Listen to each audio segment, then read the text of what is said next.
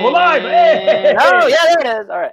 Oh, what's up? Welcome back to season 2 of the Demand Better podcast. We are your consumer's guide in the health, fitness, and wellness space. We are sponsored by Fit Care Physiotherapy and Wellness, where the emphasis is to focus on your fitness so you can avoid the healthcare space.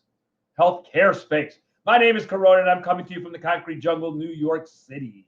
And I am joined by my co-host, Dr. Bo Babenko, who's in Erie, Colorado, and the returning champion. What's up, Bo? What's up? I don't know what I'm a champion of, but I'll take it. I'll take it. I like saying that you're returning champion. Makes me happy. Good. Yeah, man. Kiddo's 10 months old in a day or two, dealing with new stuff every day. Did his first sign, all done. And yeah, he waved bye-bye. Rayo? Rayo? Ray. Raptor Ray. Dude, I'm so happy for you. I'm not happy for your Jets. They look great. All right. So today we are just going to revisit a conversation regarding personal training.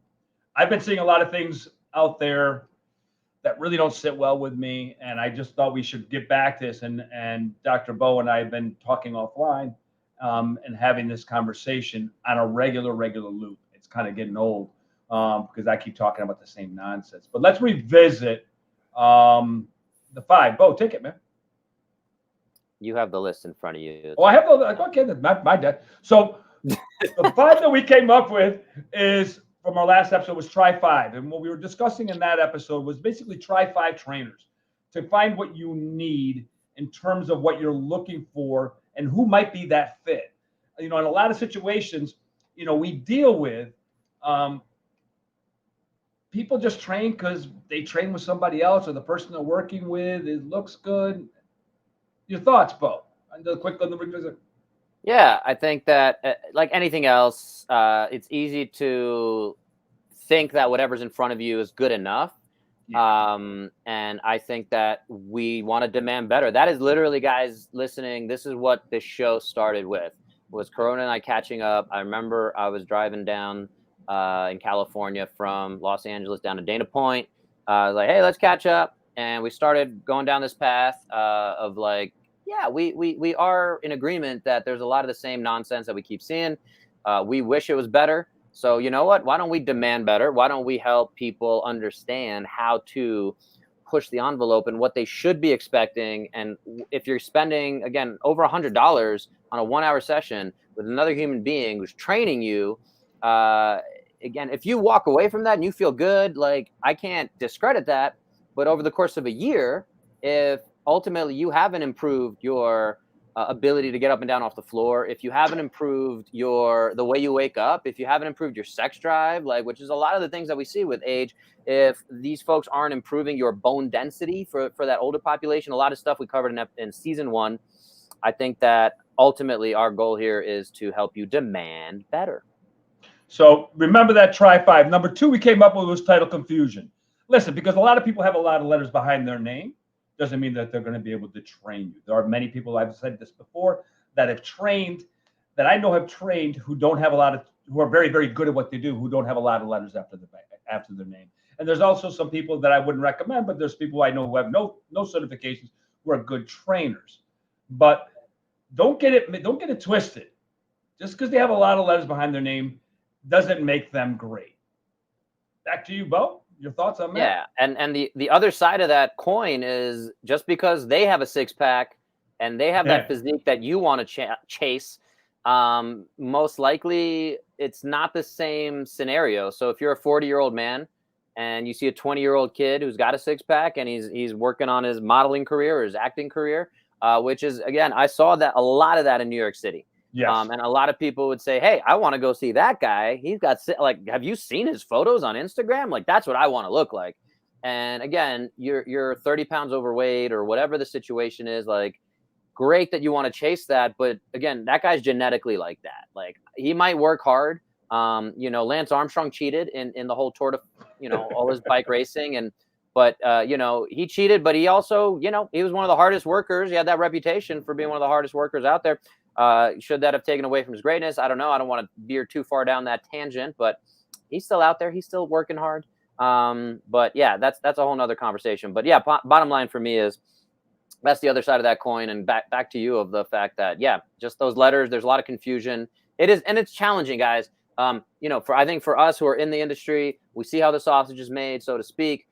We still, like, it's hard to, we have our ways of saying, oh, that guy sounds like he knows what he's talking about. I'm going to follow him on Instagram and check out what kind of content he's putting out. And again, some people are very good at putting out content on social media, and they're very good at capturing that storytelling, building a story brand, all that kind of stuff, marketing. But again, that doesn't mean they're the best trainer. A lot of the best trainers are very bad at storytelling. They're very good at training. So, it's really fun. I'll shout out a few of my favorite folks that I think they do a good job on social media, but they're not, again, necessarily going to have, they should have 10 million followers. Yeah. Whereas the knees over toes guy, for anyone who follows him, Ben Patrick, again, I don't agree with 100% of what he says. I like that he's kind of being a renegade and changing some of the way that the healthcare space talks about the industry. But yeah, he doesn't have any letters behind his name, to your point. He's just really good at marketing. He's a good looking guy, again, in the sunshine. He's got a beautiful family. He's dunking basketballs. He's like, hey, if you want to be able to do this like I did, follow my program. And that's another part of that confusion and conversation versus, someone like Coach Dan John, who's considered one of the, Mount Rushmores, in my opinion, of the fitness industry. Mike Reinold is another one that, again, like, I would say he's not the best marketer in the world, but again, I would definitely listen to everything he says. And I put him up there again on that pedestal. Another one real quick is Mike Boyle, who hates CrossFit more than you do. I know he does. I love him. I love him. Because of that, just because Coach of Boyle. No, Coach Boyle's great, man. Coach Boyle's great. But again, like, if you go on his Instagram, it's not the sexiest stuff. He has kids doing the same thing, skater squats. He's pointing this out, and that's the thing is the industry, when you understand the science, when you're seeing how there's only so many ways we can make the sausage. And then when people start trying to put like gold flakes or do the Salt Bay whatever thing and sprinkle it and make it look a little sexier, there's no real validity to that, again, but it might catch some eyes. So that's the conversation we're trying to have. Yeah, and that brings us to the third point here, which is from our last episode, which is professionalism. You were talking about the model that's a trainer, and I've seen trainers who are actors who are reading scripts while they're training people, or they're doing something else. Listen, if someone's in their phone and they're just paying attention to their phone and they're returning text, this is your time. This is your time.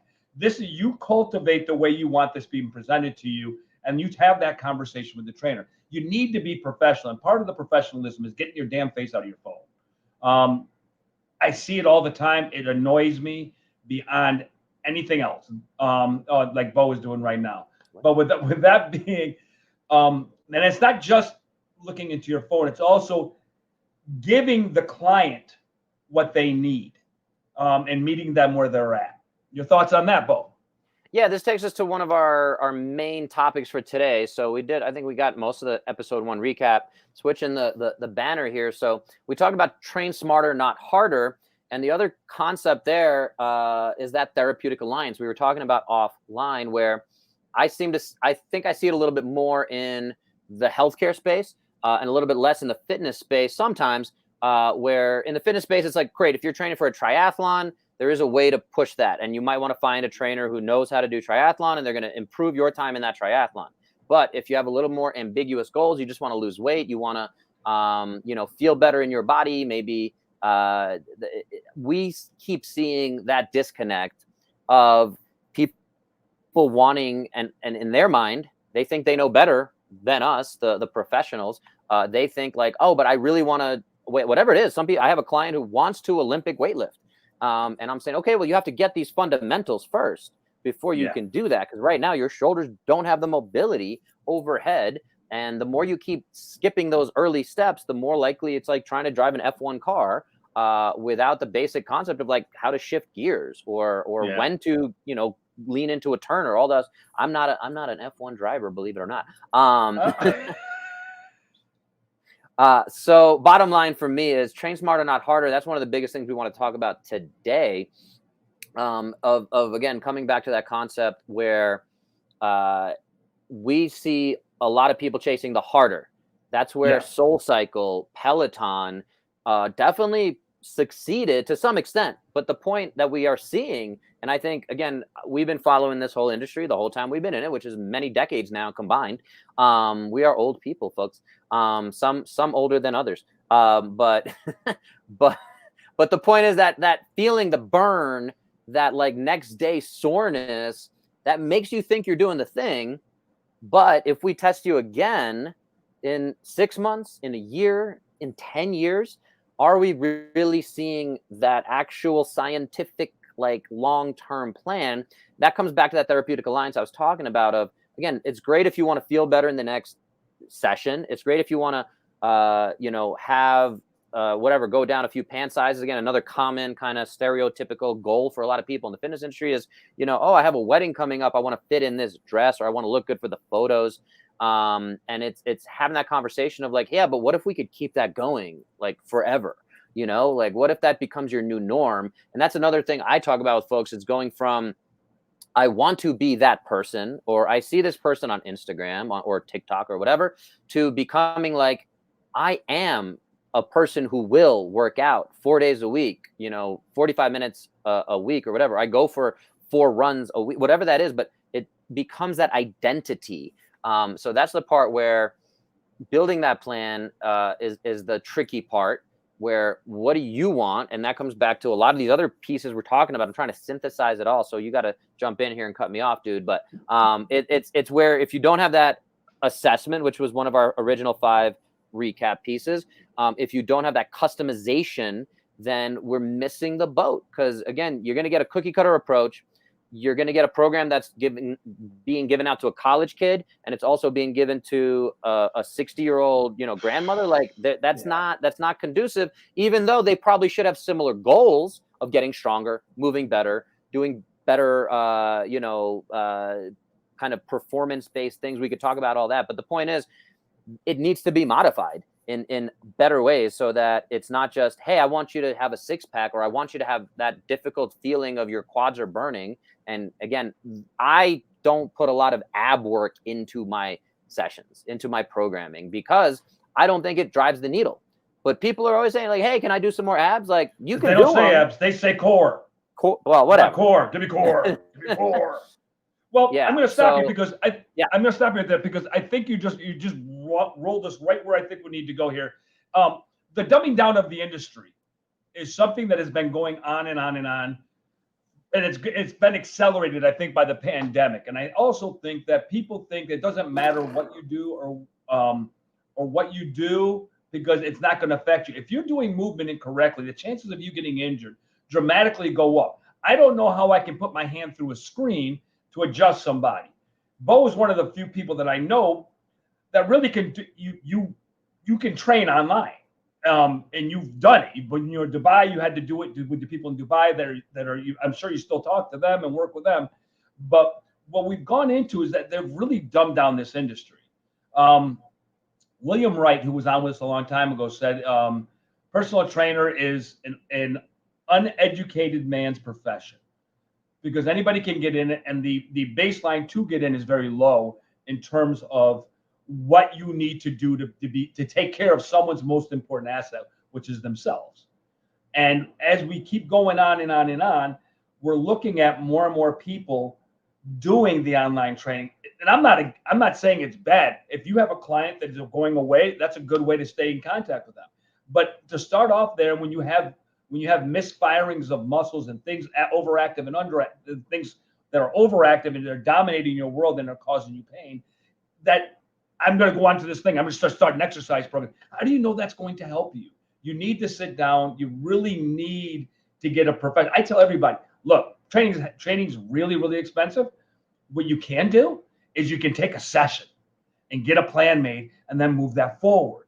But people aren't doing that. And I'm just fed up. I'm literally fed up with the industry of dumbing down this industry and making it like everybody can do it and really be effective. And it's the long-term view that we need to keep in mind, because you and I have always said, this is about longevity and well-being. This is about staying out of the doctor's office. Your thoughts? Yeah, and that's my whole business, right? Fitness, fit care. If you focus on your fitness, then you can avoid the healthcare space. And so I think there's just a huge disconnect and a huge gap still between, like you're talking about, the what fitness is focusing on and how people define fitness. Again, Peloton is a small part of fitness. If that's your main movement practice, then there's just huge deficiencies. It's frustrating. And then when you go get your blood work done, it's like, why didn't my cholesterol get better? Why am I losing my sex drive as I get older? Whatever the symptoms are, we put down here, muscle is the organ of longevity. And more importantly, I think muscle is the organ of well-being, because that's the part that's missing. Again, a lot of people are scared to strength train. We see this a lot more with women. They don't want to get bulky. They think it's not a feminine thing. But at the end of the day, we don't need to do a full dive on this. I think we've covered this in a lot of episodes, but I think that, again, that's the huge piece that's missing for long term. Again, we've been doing this a while. We don't want to keep emphasizing that fact, but the thing that I always analogize, and I found I just have to be saying it a lot more, especially as people get older. I think people seem to understand the 401k concept, saving money for retirement, whatever that concept is, and wherever you are in that stage of it. I wish I had more financial literacy as a younger man. Me too. I think most people do. I think it's one of the common things that people say that should really be taught in school. And if folks are out there and they have someone in high school or college, and they can, we're talking to Dan Lerner, a professor at NYU, and he talks about some of these concepts, not specifically financial literacy, but he talks about being a better college student and how that all connects. And again, happiness that we're interviewing him in 2 days here, the science of happiness, but how that all connects back to this concept is, to me, building muscle is the same as saving more money, because as we get older, those bank fees, the analogous bank fees, get higher and higher. And the more money you actually have in your account, again, that money being muscle, strength, ability to do work, that's what's going to sustain you. And when you get to 65 or even 85, that's the piece that we need to start building earlier. Now, that's the reason I'm in the gym as much as I can be there, and I'm focusing on. I have limited time with a baby, with 2 full-time jobs, kind of. Some might even say 3 full-time jobs. But the point is, if I get 4 sessions in the gym, and I get 30 minutes to an hour, I'm thrilled. And I got to figure out how to get the most out of my time. And where's my time best used? Probably, in my opinion, with lifting as heavy of an object as I can over and over again until my body gets tired and there's some kind of response. And again, I've done this long enough that I know, okay, cool, I only have that 30 minutes. I'm gonna, again, yesterday I had a limited time. What did I do? I did deadlifts up to 380 pounds, which, some people are like, whoa, that's a big number, whatever. Like, for me, that's like, yeah, it's pretty good. And then I did push press with 90 pounds per hand, which, again, like, I was just like, I just want to lift as heavy of a thing as I can, as safely as I can. I want a little bit of a stimulus. Is it the perfect plan? No. Is it a better plan than most people? I think so. So that's the conversation. I'll throw it back to you, because I know I'm rambling a bit here. But when we're dealing with this, is we have to get to the concept of this. Most of the people that we deal with, and listen, I have people in their 20s that I work with. They're normally serious, but I will say that we're seeing breakdown as early as 30 years of age. We're starting to see breakdown and malfunction. Remember, there's 168 hours in a week. You do something repetitive. So if you're going to the office, you sit in that same chair, you have the same desk setup, you're doing the same thing repetitively over and over and over again. And if you go to the gym for 4 times a week, to try to offset that is kind of hard, because you still do stuff for 164 hours the way you do your routine, which is your basic routine of going to work every single day. We need to really, really, really change the mindset of people so that they can come with us on this ride. Listen, I am 55 years old. I just turned 55 on Wednesday. You don't look a day over 57. That joke's old, and you've used it before. So, but with that being said, I basically don't have any pain at all. And all I'm telling people is that I have function in my body. I can do it. If I got to go run, I can go run. I can do a lot of things. I can do lateral works. I was just doing side-to-side speed skater jumps earlier today. There are things that you can do that we keep thinking, oh, I'm getting older. I can't do that. You're wrong. You can do anything that you put your mind to. And a body that gets hurt 9 times out of 10 is not a well-trained body, because your body should be able to go through numerous different types of stress and be able to come out well. And we're just not focusing on that anymore. What a lot of the focus is the sexy that we talked about in episode 1, which people are doing sexy, crazy stuff. Like, look at that over there. That stuff, what does it mean to you? What does it mean to you other than getting attention in the gym?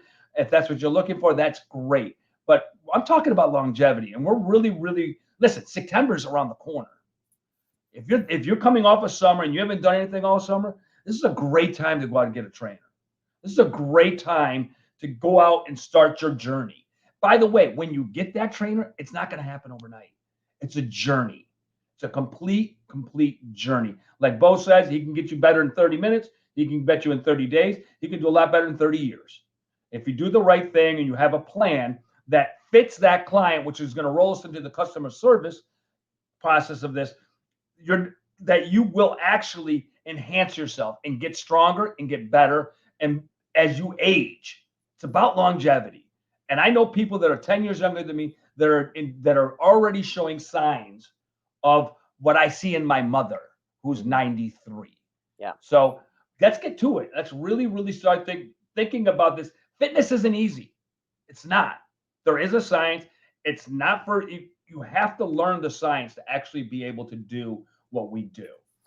And I would say our jobs is to take that complexity, again, how the sausage is made, and say, hey, here's the sausage.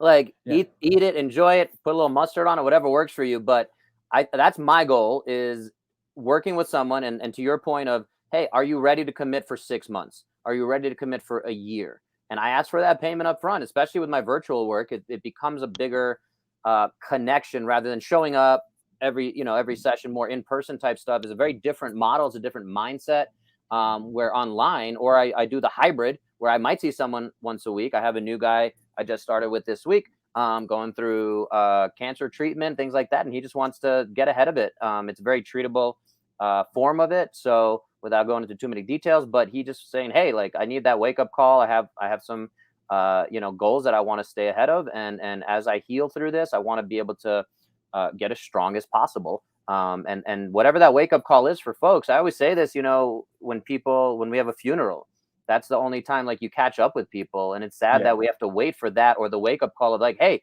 you have this diagnosis, like, it's time to get fit. It's like, well, why do we have to wait for that? And I think a lot of times people have tried, again, what's the norm? And they might have even worked with a personal trainer and been like, yeah, I didn't really see the results. It was costing me this much. Like, we come back to that demanding better for your value. So again, if you're spending over $100 for an hour, even if you go once a week, we're talking about over $400 a month. There's definitely trainers who charge less. And again, you're getting kind of somewhat, you can get deals and have a great trainer for $50 a month, maybe, or $50 a session. So, without getting into all those details, my point I want to come back to try to synthesize this is that when I work with somebody, again, I get that buy-in. I want to make sure we're on the same page. And yeah, not everyone's going to enjoy that concept, or that's not for them, and they're not ready to make that buy-in, and that's okay. And maybe they need to go through the process of working with that 25-year-old kid because they're less expensive, but they're going to push them more. And that's fine. So back to your point about fitness is complicated. It is, but to me, it's still very simple. We go back to the vital signs. How well can you get up and down off the floor? How good is your knee? This is my knee up here for anyone watching. How good is your knee range of motion, your shoulder range of motion, all that kind of stuff? How well do you move? How well do you squat? How well do you lunge? All these things, they're very simple, but we might have to have, just like if you take your car into the mechanic, like I don't think cars are that complicated. I don't know. I'm not an expert on it, but the point is, like, I think on the backside of it, the people who know what they're doing, it's very simple to them. They're like, yeah, you have leaking going on here. And like, but it's like $2,500. We just took our Subaru in for checkup and we have an oil leak. And they're like, yeah, it's going to cost $2,500 to repair this. So I'm like, well, isn't it just like a simple thing? And but there is time for other things. Yeah. Well, this kind of rolls us into that client we had offline, where I had that client come in who's in their 50s, a couple, and he basically said to me, he goes, I feel better when I'm working with you. I don't have those aches and pains, but the workouts are just, just not, I'm not ready for this. I need to build up to this, and you need to drop weight. Is you need to lose weight because you're overweight, but you're going to go to the 25-year-old trainer who's going to condition the crap out of you. You're going to walk out of there with feeling exhausted and broken, and there's going to be no back on care on that. It's just, I'm going to keep breaking you over and over again until you lose weight, and eventually that becomes old also. So I think as far as our mindsets are as people, we really, really need to look at when we decide to make this move, or if we're already in the gym, we really need to decide on what we want.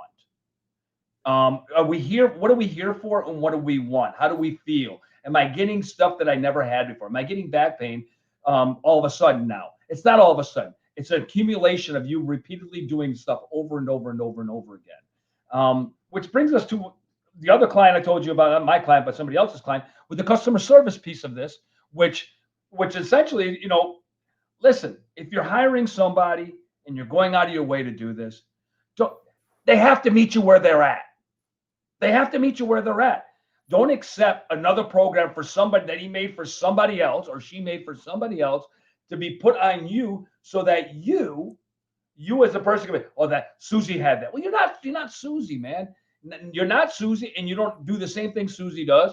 And she is getting that specific program. That might not even work for Susie, because that might have been for Bo. So I think when we're dealing with trainers, we really have to demand customer service.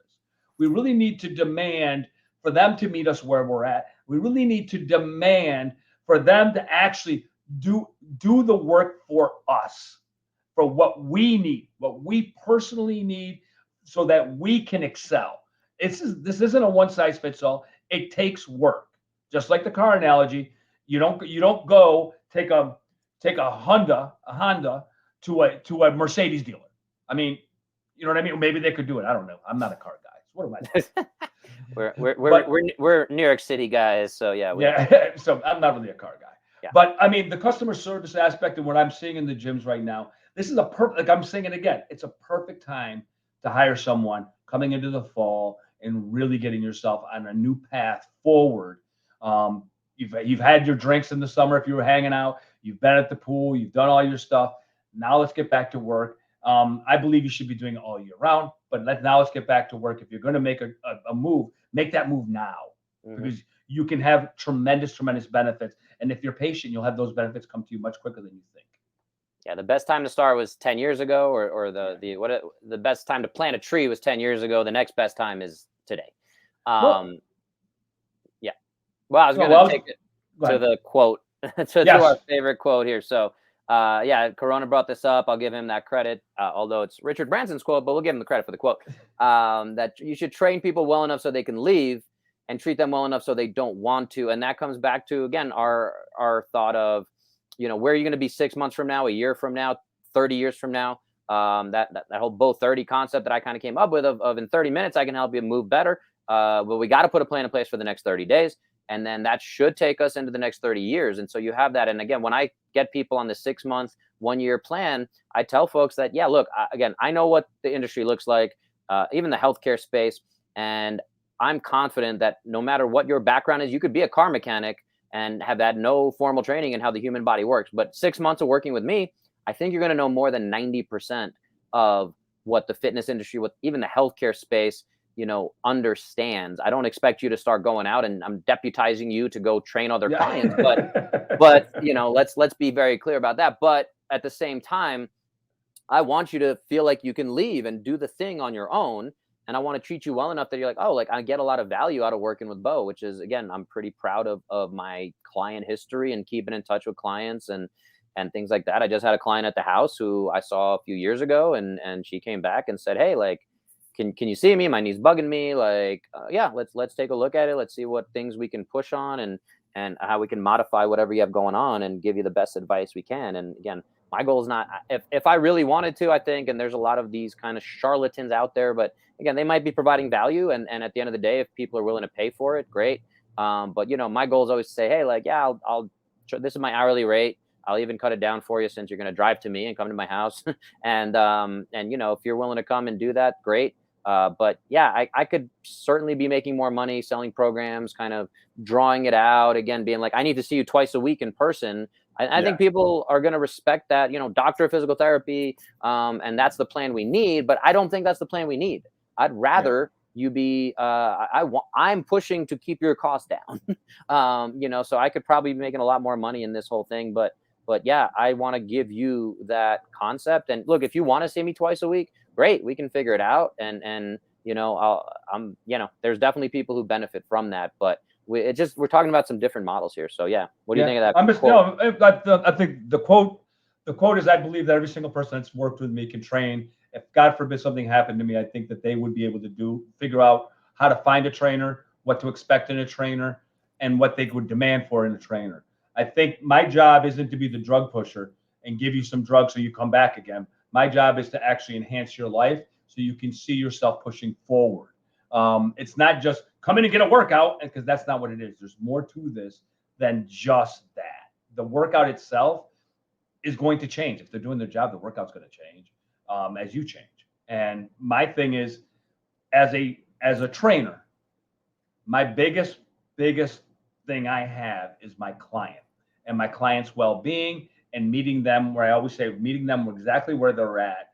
And as they change, meeting them there again, and pushing the envelope so that they can have longevity and they can evolve physically, in all aspects of your life physically, because it's vitally important when you're going out for somebody and working with somebody that they actually educate you. I think it's the most important thing ever. Everything's easier when you know what you're doing. And if you don't know what you're doing and you don't know what the exercise, if you don't care, that's on you. But if you really, really want to take the next level, let's say, I'll give you an example. Let's say you don't have a lot of money. So you're only going to be meeting with the trainer once a month or once every 2 weeks. There's people out there that will say, no. You got to meet me 4 times a week. You got to meet me 3 times a week. You got it. And that's not going to work. You need to find someone who will meet you that 1 time a week, educate you enough so you can go forward, program for you so it will help you to your next step. And then coming back and you go back in. Training's not always 5 days a week. Training isn't always, I got to go 4 days a week. It is whatever you are, where you're at. I don't know your finances when you meet with me, but I will work with you to get you from point A to point B, no matter where you are financially. And I think that's vitally important. If the trainer's out there coming at you and saying you got to do XXX 6 days a week or 5 days a week, listen, it's not my money, but I'll say this to you: you're not really training smarter.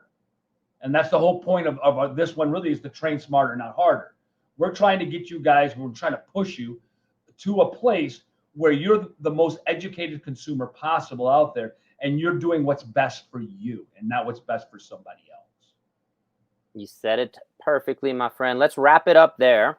Right. I think we covered a lot of good ground. Absolutely.